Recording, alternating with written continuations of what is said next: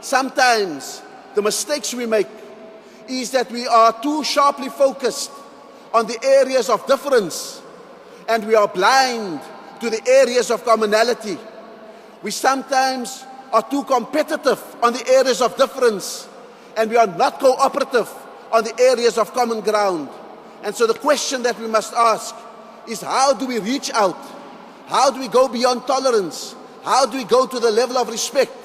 And more importantly, how do we understand that we have been placed here in Britain, in Europe, in the West, not because of an accident, but most importantly, because Allah subhanahu wa ta'ala has a purpose for us.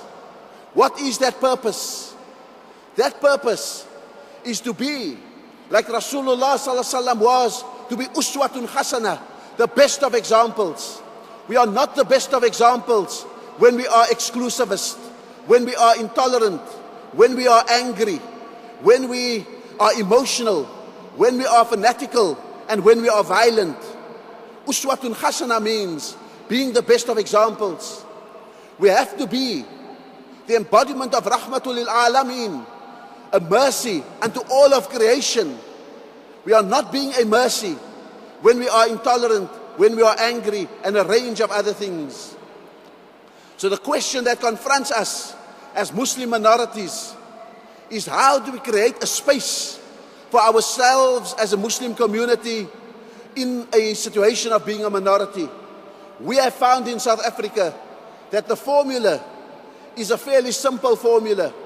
It is not to pretend or even desire to make of South Africa a Darul Islam, not to hope that the laws of Allah will be the laws of the country, but in short, to make sure that we create here a Darul Shahada, a place where we are able to profess our religion, to practice our religion, to coexist with others, and to be able to respect others and to win respect and coexistence from others. And therefore, the very important concept that we work on in South Africa is the concept of Darul Shahada, of making South Africa, as you could make Britain, as we could make Europe, places that are places of peace and security for all of ourselves as Muslims. And to understand that in wanting peace and security and a space to live our religion, to practice our deen, we need to give that same space to those who don't believe like we do, who believe differently, and in that way to let Allah subhanahu wa ta'ala take care of the rest. And so I think that the Muslim community of Britain has a very important role to pick up the lost property of Islam. Our children need to be integrated in the professions, in the technology, in the information advance that is taking place under globalization, in order for us to rebuild and to revive the Islamic civilization.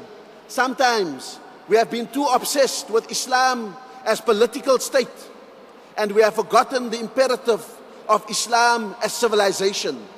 And civilization is about knowledge, and knowledge is about how we pick up the lost property of the believers where we find ourselves, in countries like Britain, in countries like America, Germany, and even South Africa.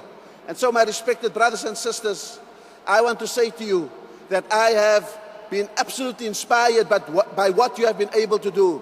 And I hope, inshallah, that Allah will bless your community, that Allah will strengthen you, will give you confidence in your own iman, will remove the anger from you and replace it with a sense of rahmah and mercy, so that you can be a mercy unto all of those creations that you find around yourselves, and not be the source of anger, of discord, and of intolerance. Wassalamu alaikum wa rahmatullahi ta'ala wa barakatuh.